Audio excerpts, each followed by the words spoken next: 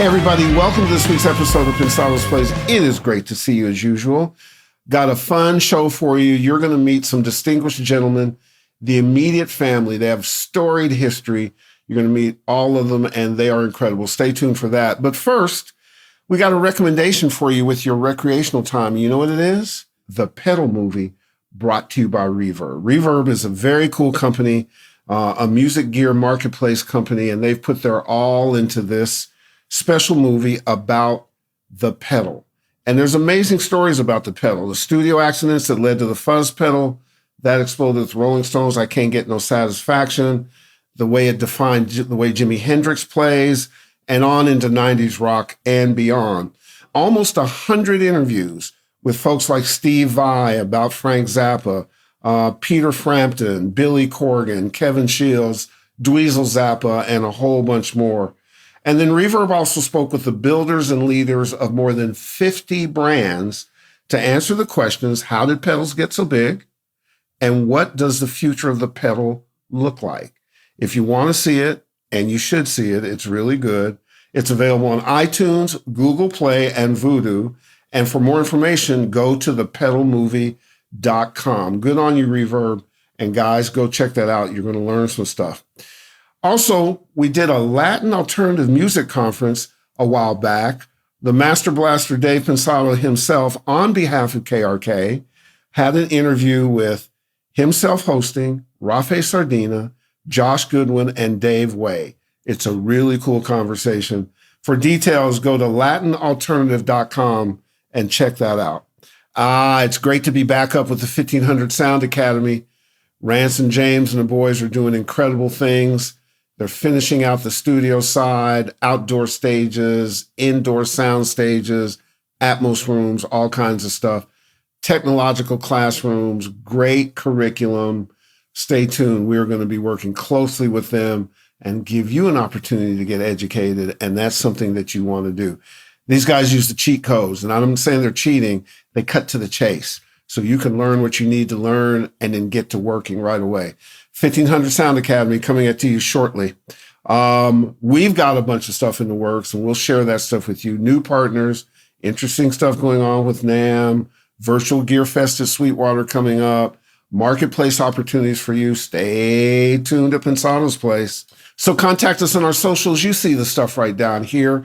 Like, subscribe, click notify, and we will get some information to you and stuff that you need to do. It's going to be a busy and active summer. And now for the immediate family. They are just some of the most respected names ever in the business. Danny Kortchmar, Waddy Wachtel, Leland Sklar, and Russ Kunkel. And the addition of Steve Postel. These are some bad boys with amazing history. Think about this. These guys have worked with Keith Richards, Jackson Browne, Don Henley, Neil Young, Graham Nash, on and on and on and on. And they are funny as hell, smart as hell. And we had a good chat with them. Please enjoy our conversation with the immediate family. So guys, tell us about the immediate family. What a great project. And I think very timely. What was the inception? What brought it together? All right. Well, we started the immediate family. I was offered a solo record deal from a Japanese label, you see. And I wasn't sure who to get to play on it. I just assumed my boys here were all on the road or working, because they always are. These are some of the busiest musicians in the world. But amazingly, they were around, they were available. And so we all got together and they came into the studio and we started playing, working up this stuff.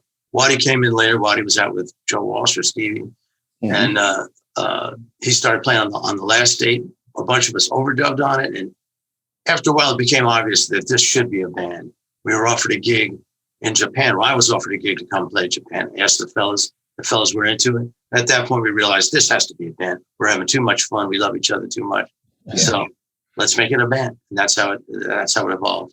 Yeah. Also, you guys been playing since you were like 7 or 8 years old together. That helped a lot. Would it be safe to say that you guys were a big contributor to the California sound?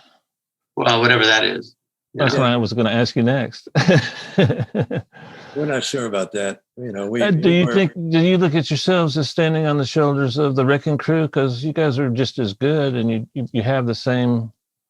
There's certainly an element of continuum. The Wrecking Crew were such a mighty force in the West Coast recording. Yeah, and Carole King particularly. And then when the 70s hit, things changed. They were the kind of musicians that were always hired. They were always in the studio, and they would come in and they would be handed charts. They're calling me right now. I'm going to hang up. I love it. They just said, "Get it right." But they would be handed charts, and they would do the music, and they would contribute. They had, which was so unique, like a regular bass part would show up on a chart, and then Carole King would make it into something really amazing. But when we started working, all of a sudden we were with artists like James Taylor and Jackson Browne, who really wanted. It was a different relationship than those guys had and gal had with the musicians and the artists that they worked with. We became more like the band for each of these people. Kind of no matter what the project is we treated it like we were joining another band. I keep looking at the picture here. I look like a ventriloquist. I can't see my mouth. But it was kind of a bit of a continuum. I found myself working with Hal Blaine a great deal, and Larry Knechtel and a lot of the guys from the Wrecking Crew when my career started. So there was kind of a transitory period. But when they talk about that West Coast sound, that's the kind of stuff where they have always needed to hang labels on things. Right. Yeah. And that was the one that kind of like got hung on us. But, we were fortunate that we came together, and we ended up being one of the busiest groups of players at that time, certainly, and creating a sound that then got the handle of, that West Coast sound. If you go back to let's stick with the immediate family for a minute, because I think there's a number of things that you guys do that not only contribute to your sound, but also as an object lesson to our audience. One of the things is you guys, as we all came up together, and we're probably around similar age, artists often held a mirror up to society and said, this is what's going on. Just pay attention to it. Here's a perspective that we have, and certainly Can't Stop Progress is that. House Will Fall is that. Was that intentional? Is that just your artistry coming out? Is that a reflection of the times? What was the genesis of those things? Well, every song that we write certainly comes out of we're affected and influenced by what's going on around us, and so is every artist. Yeah. Speaking for myself, I don't dwell a lot on, what kind of message I have to say, or what I do is basically just write and follow my nose, follow my instincts, and see where it takes me. And then as a band, the other thing I love, which is part two of this, is if you have your preference, it's about playing in the studio together like a team, having that chemistry of reading each other and having that unspoken language. Is that the preference in terms of when you record? Definitely. Yeah, we've grown up in the rooms together. So the best shot at being the band we are is when we're in a room together. That's when everybody shines. Everybody knows. We know each other so well musically that it just flows out of us together. And Steve fit right into the mold of it too. That working with three guitars can be tricky, but Steve found a way to bridge that gap between Danny and I, who've been doing it together for so long. We know exactly how to stay out of each other's way, and Steve found a way to knit his way right in between that pocket. So it was great. And but yeah, that's our favorite thing, is to be in a room together. We actually just started being back in a room together last week for the first time in 6 months. Wow. Because of quarantine. It was an astounding reality to be able to hug each other and stand in a room together and make noise as one big unit. Yeah. So that's the goal always. Yeah. So we went into a studio and recorded, and we were on a pretty small stage. It was a live recording. And what I noticed is when we're close together like that, we mix ourselves. Ah. We're mixing Especially you have to with 3 guitars. You know, if I can't hear, I want to hear everybody, and we all are listening to each other, and so that hopefully there's not that much work for the engineer to do because we're kind of listening that way.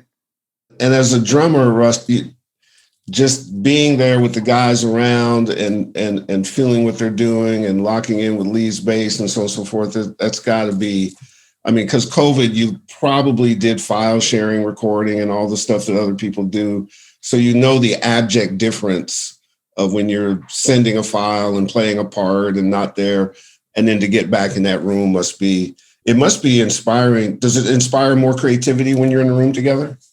Yeah, of course it does. And these guys are the best people that I've ever played with. And to have had the opportunity to play with them for so many years is an extraordinary blessing. But basically, I tolerate them. Oh, there we go. There you go. Oh, so you're like Dave and I. Yeah. Actually, we don't tolerate each other, but what can you do? That's what long marriages do. 30 years, Herb. Yeah. Wow. I'll tell you, for me, the joy when we're playing together, more, we can create music by sending files to each other and all that. The thing that is the most joyous to me, though, is when we're together, is seeing each other playing, is having eye contact with each other. When I sit back and I'm looking over at Russ while the other guys are fighting it out in front of us, and we're just, it's like a couple of Cheshire cats staring at each other, grinning through all these things and stuff. And we've got our own little world on the backside of the stage while they command the bow of the ship, or a couple of rudders back there and directing it. And it is just the most joyous experience to be able to look around a stage, whether you're rehearsing or gigging, and see people that you've been sharing that space with for half a century, basically, and loving them, never having had fights, never arguments, never words between us. There can be differences of opinion, like when songs are being put together and you're trying to craft these things. Sure. But as friends, I don't think I've ever had better friendships in my life than this band. And I'm forever grateful that these guys are part of my life. Question for anybody: when is the album still coming out on Friday? The EP is coming out Friday. Oh, okay. Can I get a free one?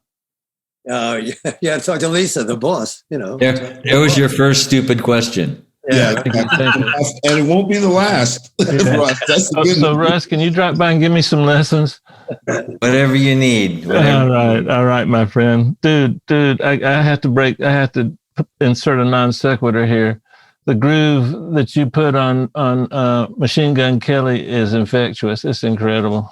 Well, thank you. All of you guys, by the way, that's a compliment for everyone. Yeah. What a groove. Yeah. What a groove.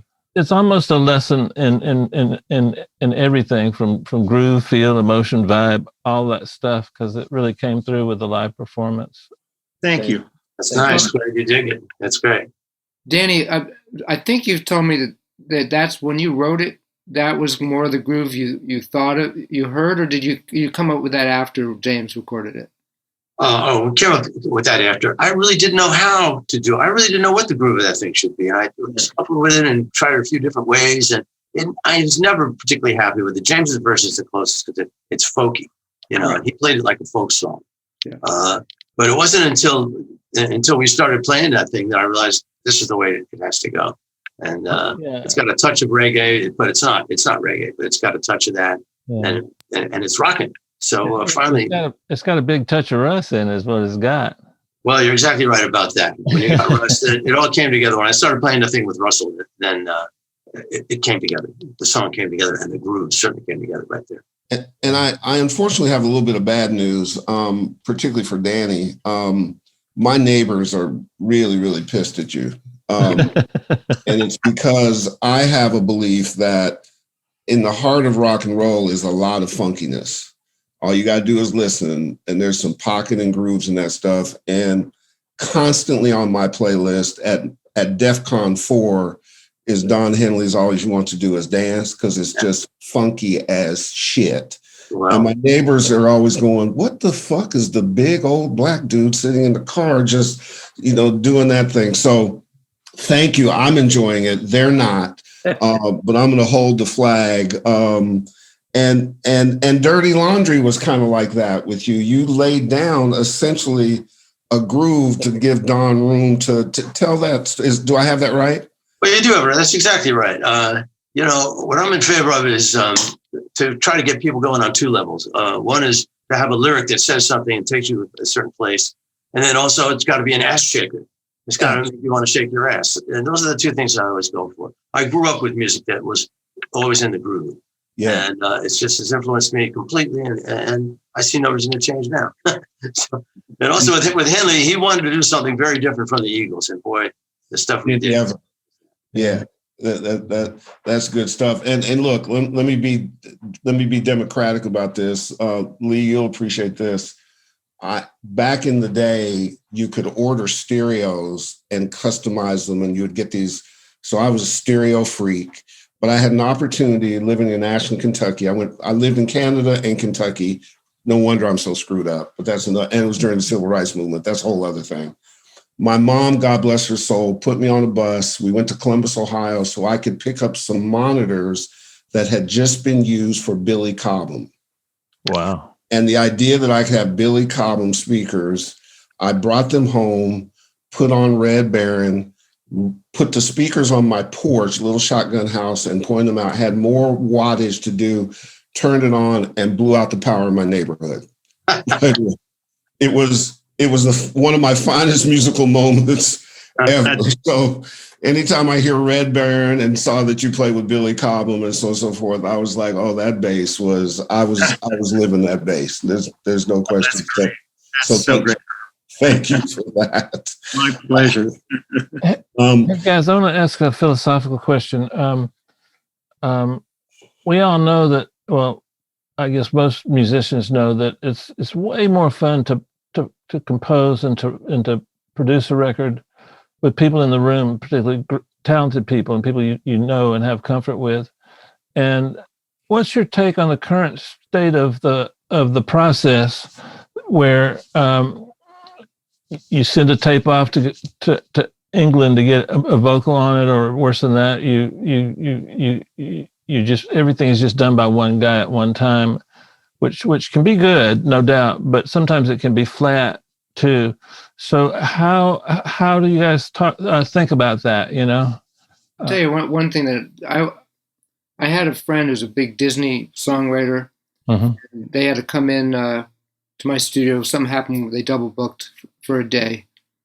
And it's not so much, I mean, we've done a lot of stuff virtually and it's not as fun as being together, but we know how to do it and you can still get a great, we made some really nice music that way. But what bothers me, and I watched them do it here in my studio, writing a hit pop song for this Disney artist. They don't write, it's how they write and make the stuff. They have little pieces and they move them all around and then nothing's linear. They were literally grabbing sounds and sticking them in like a puzzle. That's, I mean, I think that's the thing that to me has made music kind of flat as much as, recording separately. We used to overdub even back with the, you weren't always in the room with everybody. Sure. On tape, but it's actually how they put the music together. It doesn't go from beginning to end at all. And that's what at least for me and watching them do it that day, is where I feel like some of the life is. Also, I know, I'm a mix engineer, and the quality of everything depends on the quality of the song, including the lyrics, because the lyrics is where most of the energy and emotions, live. But I'm not getting the type of lyric and melody that I was accustomed to from the 70s and 60s and mostly the 80s too. Do you guys feel that way too? Or Leland, you're going to insult me again? I would never insult you to your face. Come on, I'm happy to say anything. No, I still hear some really great, stuff being done. But my real issue with a lot of things is back when we were getting started, when we were making albums, there was a concept, there was a top to bottom, how you would start the album, how you would end the A side emotionally, how the B side would continue. I mean, the album was a story unto itself, where now people make singles and EPs, doing bits and pieces, and the people that are listening aren't listening to an album, they're listening to a playlist that they like.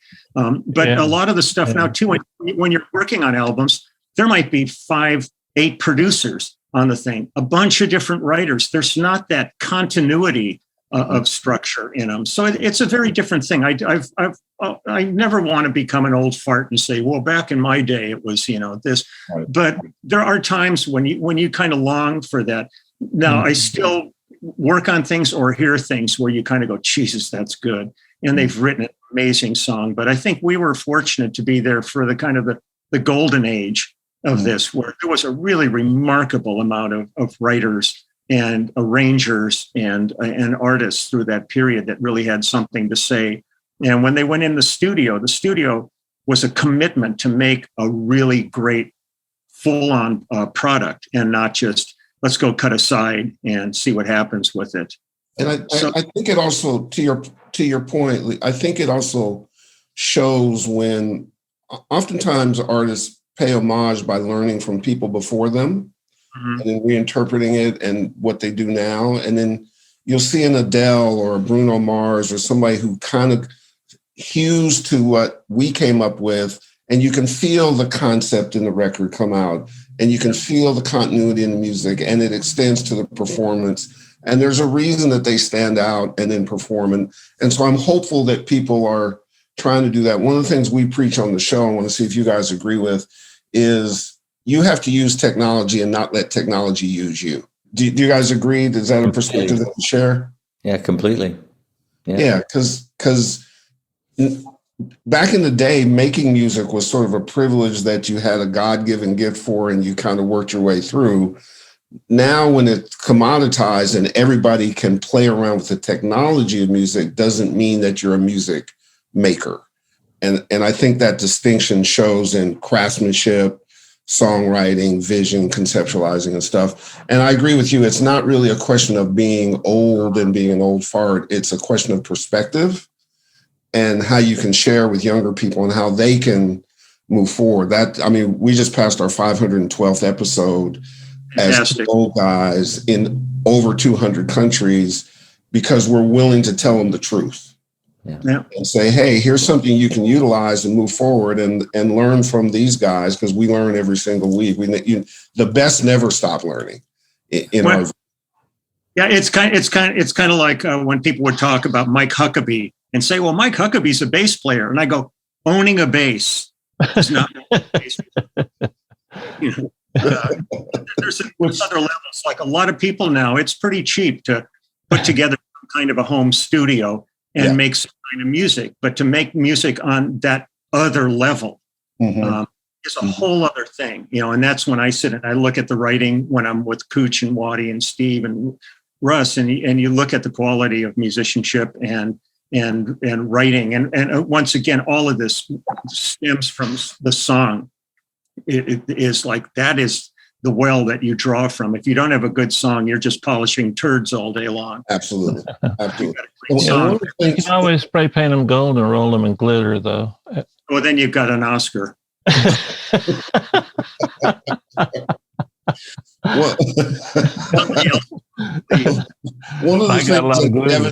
of the things that's evident in immediate family that I also think is an asset for our audience to learn from is the democracy that you guys naturally run, where you're making sure credits are shared, ideas are listened to, you're able to put things up on the flagpole and have it voted on, and all be full participants in it, which keeps a family together. I think keeps music.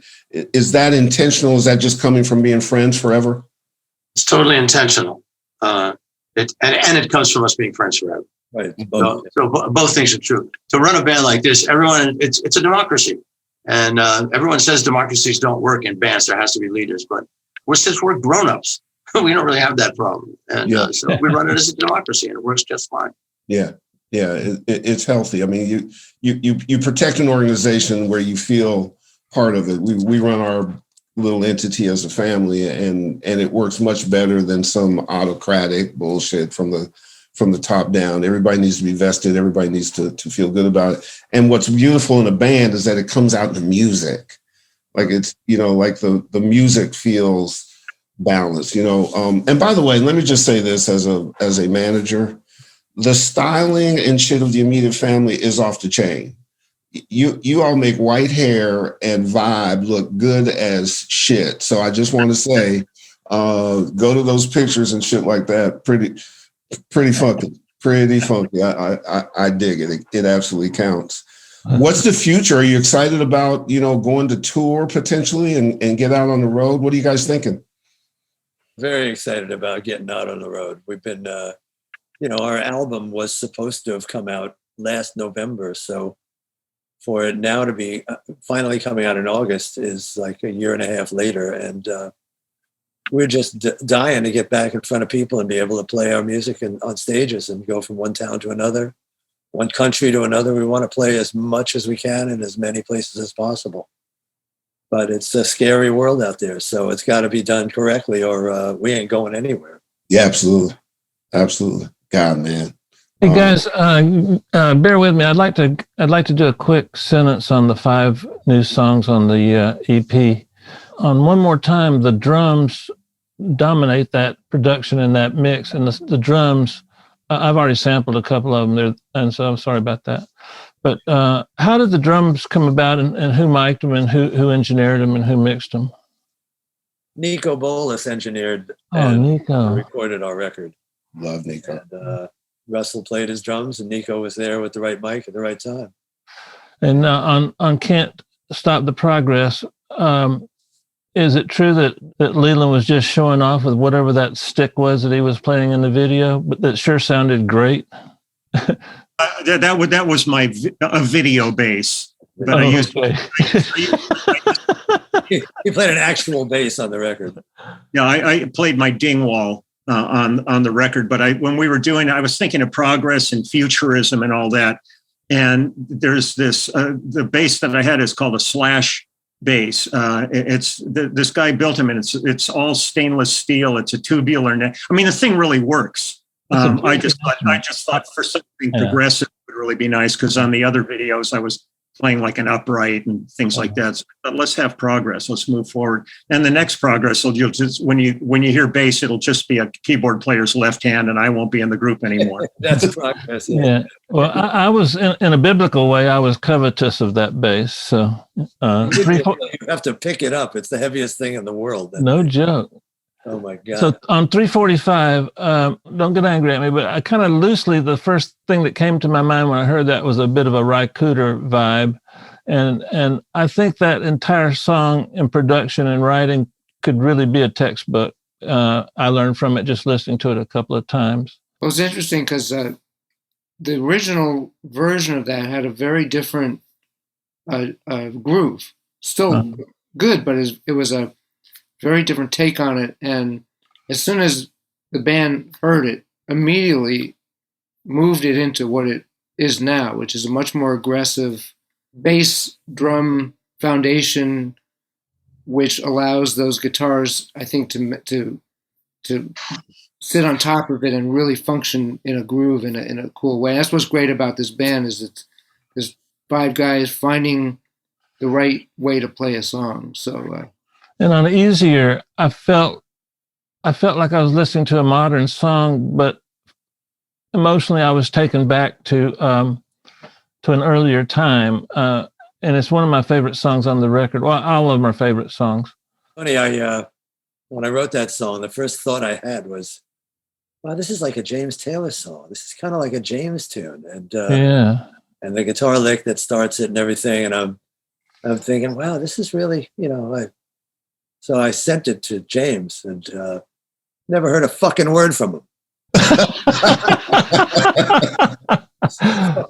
Tell us how you really feel. Yeah. It's because you sent it to Coco Taylor. That's why. Oh, maybe that's Rip Taylor. Yeah, maybe that's why I never heard back. But I'm hoping I do hear from him about it. But yeah, I thought it was of that kind of style of song, and Okay. I just was looking forward to us singing it and playing it. You know, it's Okay. happy it came out the way it did. And on Machine Gun Kelly, I consider myself a fairly good slide player. I played a lot with Dwayne Allman. We kind of grew up in the same area. And that slide work, I don't know what to say. It took me all around the world. It was amazing. Was that you, Waddy? Yeah, that's me on that. Thank you. I didn't realize I probably missed knowing that you did some of the slide parts that you did, but world class, dude. Love it. Thanks And so by the much. way, I'm not being disrespectful to the other band members, but you made that song in my world. You made that song. So Tell them that a few more times. It's cool. Thank you. I really appreciate it. And so, guys, there's videos coming out. There's a lot of things going on. Please, I beg of you to go buy this record. It's I use record metaphorically, but it's really good. It's really good. It's timely, and you need to listen to something that you might not have heard before, and it will actually improve your life and your musical career. So, on Friday, please. Very kind of you, Dave. Thank you. He's going to send Lisa a thing for commission later, so don't thank him early. I'm curious. We get asked this a lot. I want to ask you guys a lot. Current artists that you like or listen to. I'll start with that, guys. Two of the artists that I really love and I listen to all the time one is D'Angelo, and another is Fantastic Negrito, who I absolutely love. He's from Oakland. Love it. Great stuff. Love him. Had him on the show a couple times. He's phenomenal. Terrific stuff. I also like Dirty Projectors that do interesting stuff. Tame Impala, some of those records are really good. But that's just one guy, though. It's not really a band. It's a band name, but it's really one guy. The same with the War on Drugs. I think that guy's really talented. But again, it's one guy. Oh, nice. Waddy, what about you? I don't listen too much to a lot of the newer stuff, but I heard a band. It's a guy. Again, it's a guy named Portugal the Man, which had a very good tune. The title of the song is escaping me, but it was very, very cool.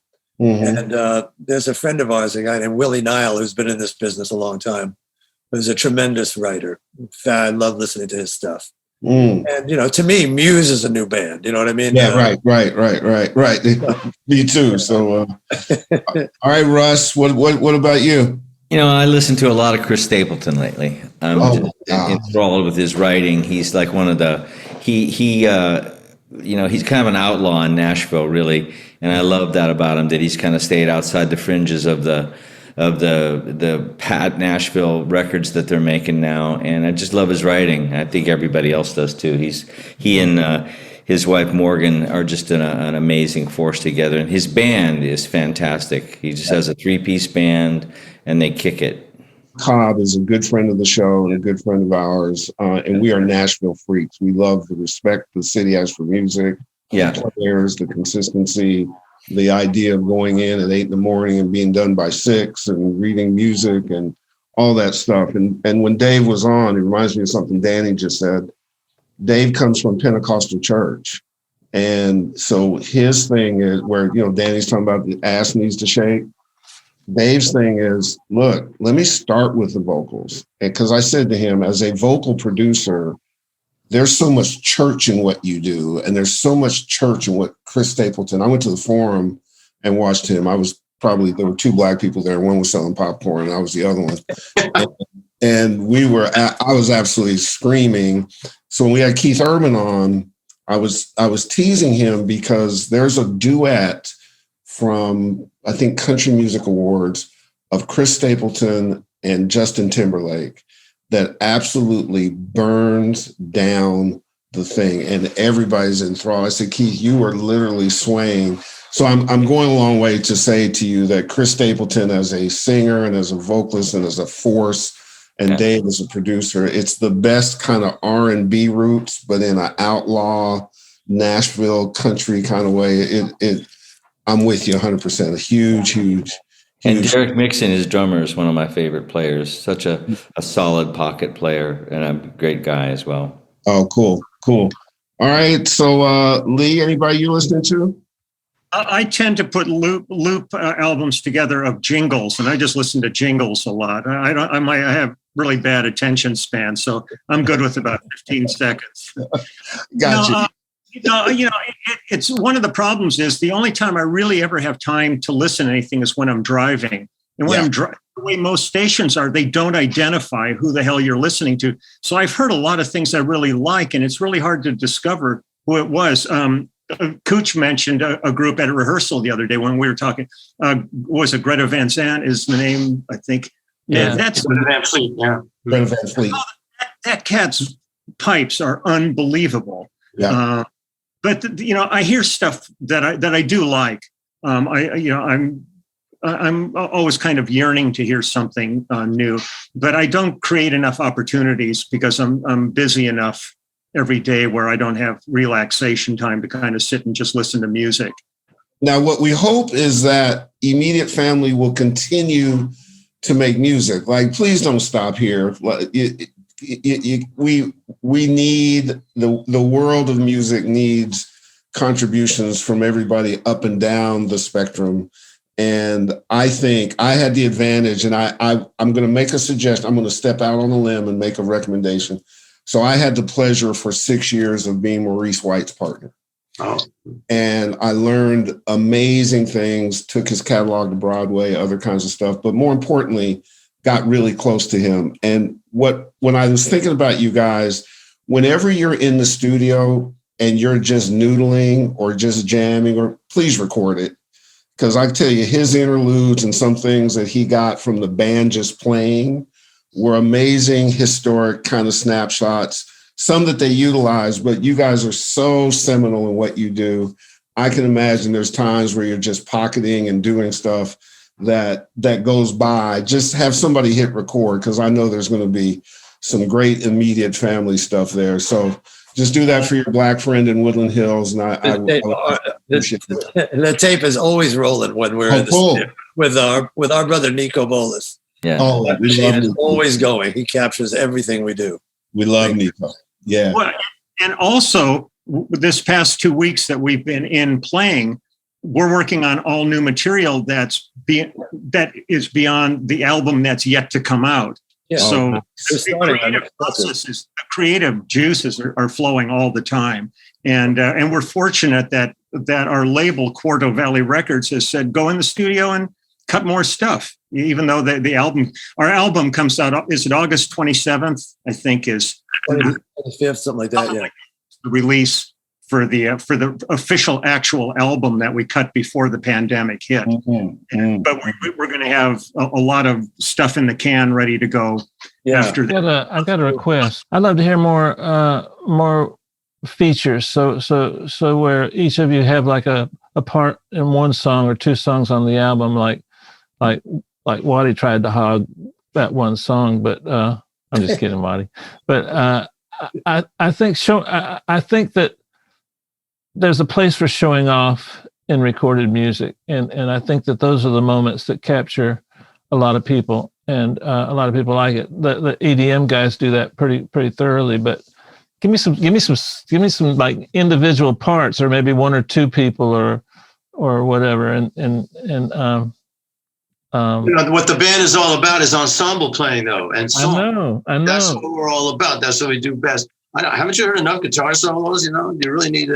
We can go on. We'll play for 20 minutes. Why don't you play a 20-minute guitar solo? The rest of us will leave, of course. But yeah. Well, when I stop, they'll be gone. Yeah.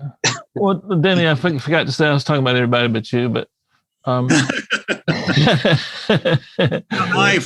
Live, I'll do a bass solo just so people go to the bathroom and buy a T-shirt. Yeah, for sure. And Steve, you can do some 40s. What do they call that stuff where you go, you kind of, damn it, went right out of my breath. Scat. You can do some 40s scat. That'd be funny. That'd be really fun. Yeah.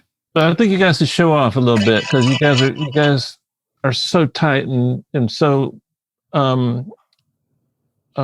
generous with each other's parts and things. So that's how we show off, though. Yeah. That's our way of showing off. That's how we play together and our songs. Right. That's our way of showing. I mean, like I told you, I don't have anything to do with the record, but I just like. Because a simple no is what you're looking for. Right, I think that's it. No. Yeah. There you go. The cool part is that actually playing together will seem new to certain people, even though that was the foundation of things. And show people that you can show off by playing in a tight unit. I told them that they were the 2020 version of you guys, for both the immediate family and then the DNA of the section that is in many of you, which is a band called 1500 or Nothing. And they literally are like a new Earth, Wind and Fire. And they're the band that's behind Jay-Z or Dr. Dre or all these different folks. And I've been in the studio with them. They are trained musicians. They know their music. They play together. It's such a throwback, but to then watch it with 22 and 24-year-olds who are absolutely killing it. So I'll send you guys some of their stuff, and you'll just enjoy the musicianship from guys who take it as seriously as you guys do. It's great to see. So that's great. Well, it's like the Snarky Puppy guys and all. Absolutely amazing people out there. You just have to dig a little deeper. Yeah, absolutely. Now, one of the fun things that we do is a thing called Batter's Box, which no pressure. And I kind of want to throw some names out, and you guys give me a little blurb on how they affected you when you worked with them. What kind of impact they had on your career. So I'm going to throw out a couple names, and then, anybody can comment, make it short, sweet, and to the point. Warren Zevon. Yeah, quite an effect on my life. I mean, he and we met when we were both playing for the Everly Brothers. So we started there, spent years together in the studios, on the stage with the Everlys for a year, and then in the studios together. So I learned a lot about lyric writing from Warren. I learned a lot about music construction, and I learned a lot about alcoholism from Warren. So it was pretty all-around education. I'd never been around someone like that. Wow. On the thirst level, I mean, right. On the music level, we had a fantastic relationship. And by the time we got in the studio together, I was ready. I knew how to arrange his songs because I'd heard them so much.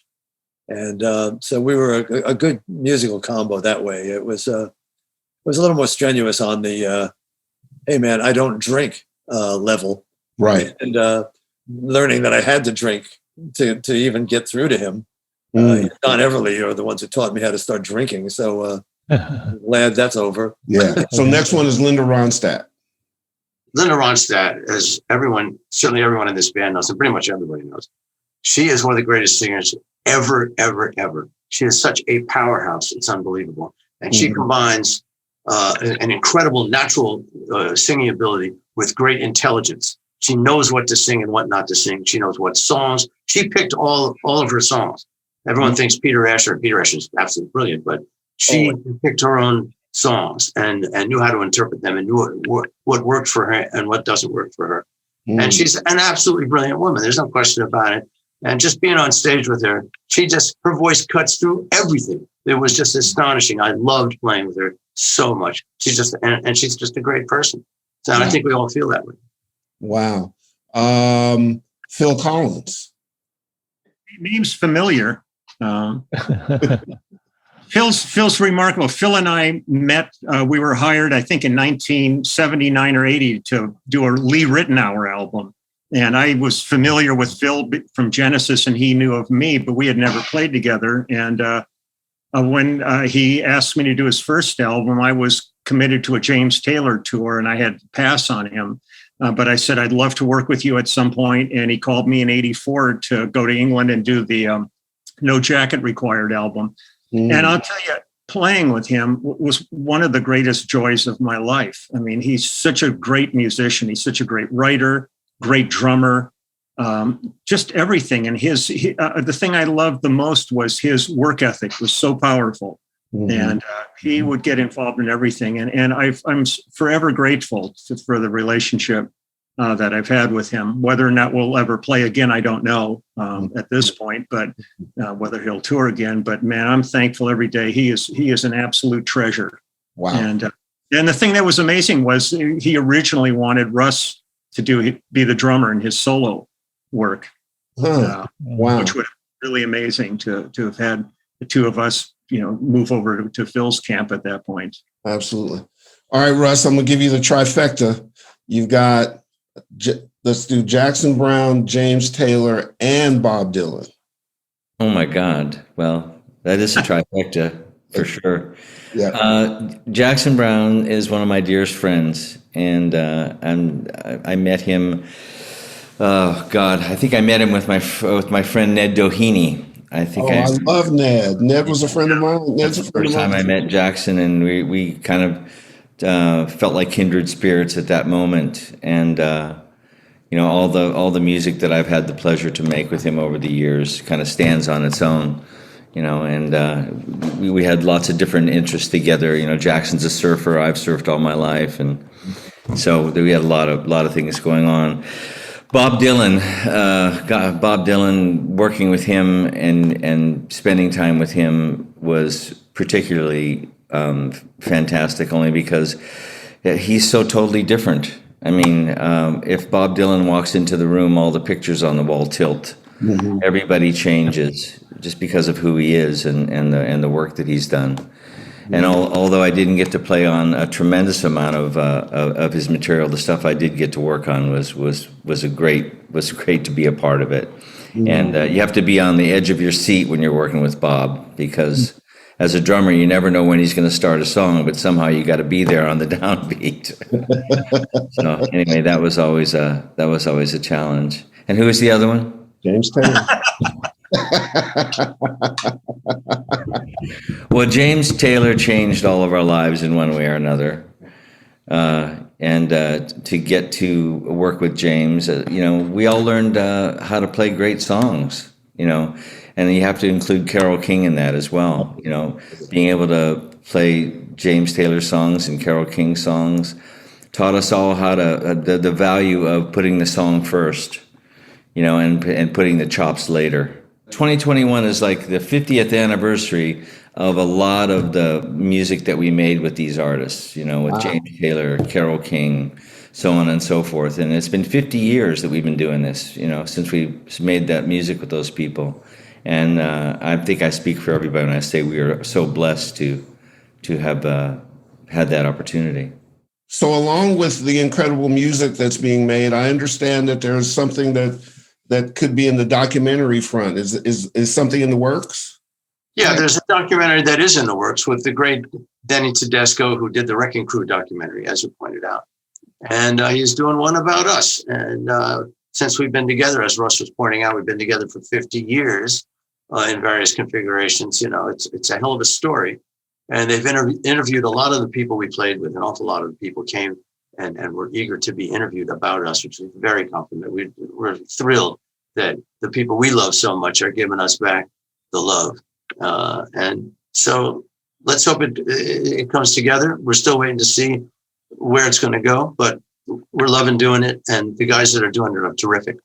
Just like the world is blessed to have you guys making this music, getting it to the world, keeping that vibe. I obviously wasn't there back in the day when you guys were doing it, but the spirit that I feel from researching and talking to you and so on and so forth, it feels like it's the same thing. Guys who dig each other, love music, are better together than apart, and can get in the studio and just demonstrate the love. I mean, we're all privileged to be able to earn a living at this, right? And I think it's important to not get cynical and sarcastic about it and entitled about it. And just remember that when we give our talks, I'm always saying to the audience, it's a privilege to be a steward of pop culture. And you got to take it seriously and you got to honor it and respect it. And I think you guys do it musically as well as anybody, and people can learn from it. So that's my fanboy thing to you all. Hopefully it wasn't too obsequious, but hell, I think you just tell the truth. And so, but I personally want to thank you too, also for the effect that the music and contributions you've done have had, obviously on a lot of people's lives, but mine as well too. I would say that discovering that I love music enough to go after it as a career happened a lot on your records. I was the fool in Kentucky at black dance parties who would put on James Taylor's Money Machine, which has a long intro. That's right. And have people standing around getting ready. And once the music kicked in, they were doing the bump and being funky. So if anybody talks to James, I literally have him as a star in black music playing James Taylor records, and they were funking out. So I said, well, if I can make that happen, maybe I can pursue this. So thank you personally from all you guys. And last piece, I just want to say, when the records come out, whatever you're doing, if you're going on tour, please use our platform. Come back on, give us updates, let us tell the audience, let us support what you're doing and honor all the contributions that you've made. We share being members of the Tech Hall of Fame, and the idea that we could be in that with you guys is just, it's mind-boggling. Great. Thank you very much. Dave, why don't you wrap up and take us home, buddy? Wow, what can you say that you haven't already said, Herb? I think one of the things that I got from today is there's no expiration date on quality, especially in music. And we all stand on your shoulders, like Herb said, both in every way, really.